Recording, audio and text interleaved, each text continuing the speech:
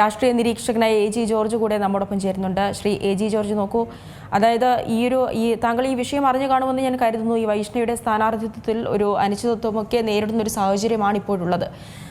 ഈ ഒരു കേസിൽ ഇപ്പോൾ ഈ CPM പരാജയ ഭീതി കൊണ്ട് പരാതി നൽകിയതാണ് എന്നുള്ള ആരോപണം ഉന്നയിക്കുമ്പോൾ പോലും അതിലൊരു കഴമ്പുള്ളത് കൊണ്ടാണല്ലോ ഈ പേരിപ്പോൾ വോട്ടർ പട്ടികയിൽ നിന്ന് മാറ്റിയിട്ടുള്ളത്.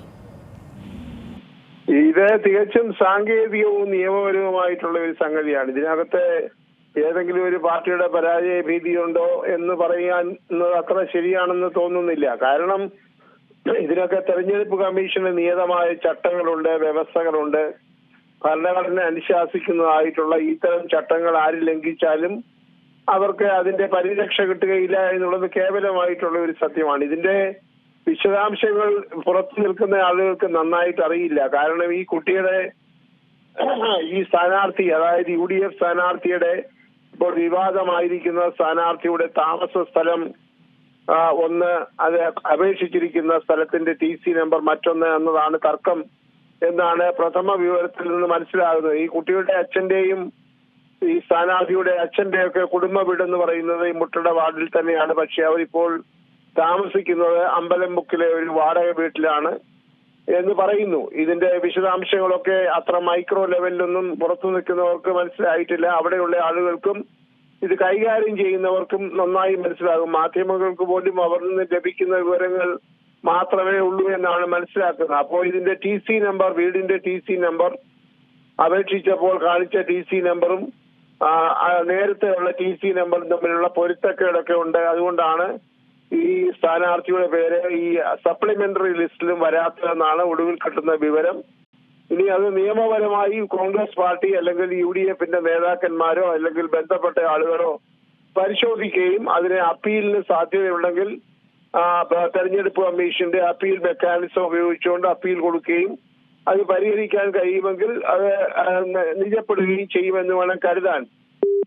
22-ാം തീയതി വരെ നാമനിർദ്ദേശ പത്രിക സമർപ്പിക്കാൻ സമയമുള്ളത് കൊണ്ട്, ഏതാണ്ട് ഇനി ഒരാഴ്ചയോടെ സമയമുള്ളത് കൊണ്ട് അതിനകം ഈ പ്രശ്നം പരിഹരിക്കപ്പെടും എന്നാണ് വിചാരിക്കുന്നത്. അതിനുവേണ്ടി വളരെ ജാഗ്രതയോടുകൂടെ UDFന്റെ പ്രവർത്തകരെല്ലാം രംഗത്തുണ്ട് എന്ന് മനസ്സിലാക്കുന്നു.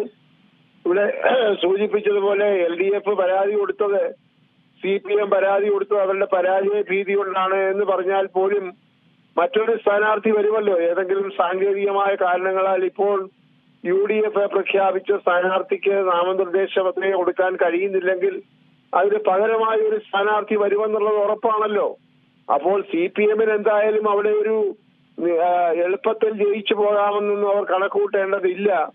തീർച്ചയായിട്ടും ഒരു ശക്തനായ, കരുത്തനായ ഒരു സ്ഥാനാർത്ഥി തന്നെ UDFന്റേതായിട്ട് അവിടെ വരും. പകരമായിട്ട് വേണമെങ്കിൽ വരും, അല്ലെങ്കിൽ നിലവിലുള്ള സ്ഥാനാർത്ഥിയുടെ സ്ഥാനം നിജപ്പെടും എന്ന് വേണം നമ്മൾ കരുതാൻ. അതുകൊണ്ട് പരാജയ ഭീതി കൊണ്ട് കൊടുത്തു എന്നുള്ളത് നിലനിൽക്കുന്ന ഒരു ആരോപണമല്ല. ഒരുപക്ഷെ അവർക്ക് പരാജയ ഭീതി ഉണ്ടാകാം. മറ്റൊരു സ്ഥാനാർത്ഥി വരുമ്പോഴും മത്സരം കടുത്തതായിരിക്കും. പുതിയ സാഹചര്യത്തിൽ തക്കതായിട്ടുള്ള ഒരു സ്ഥാനാർത്ഥിയെ, ഒരു US സ്ഥാനാർത്ഥിയെ തന്നെ ഈ സ്ഥാനാർത്ഥി മാറേണ്ടി വന്നാൽ UDF പകരം കൊണ്ടുവരും എന്ന് തന്നെ വേണം കരുതാൻ. അതുകൊണ്ട് ഇതിന്റെ ചിത്രം വ്യക്തമാകുന്നത് വരെ ഈ അനിശ്ചിതാവസ്ഥയെ കുറിച്ച് നമുക്ക് അന്തിമമായി ഒന്നും പറയാൻ കഴിയില്ല എന്നാണ് എനിക്ക് ഇതിനോട് പ്രതികരിക്കാനായിട്ടുള്ളത്. ഹൈക്കോർട്ടിലേക്ക് ഒരു അപ്പീലൊക്കെ പോയാൽ പോലും എത്രത്തോളം ഈ ഒരു സമയപരിധിക്കുള്ളിൽ നിന്നുകൊണ്ട് ഒരു വിധിയൊക്കെ വരിക എത്രത്തോളം പ്രാപ്തമാകും? കാരണം ഈ തെരഞ്ഞെടുപ്പ് പ്രചാരണമൊക്കെ നടത്തേണ്ടതില്ലേ?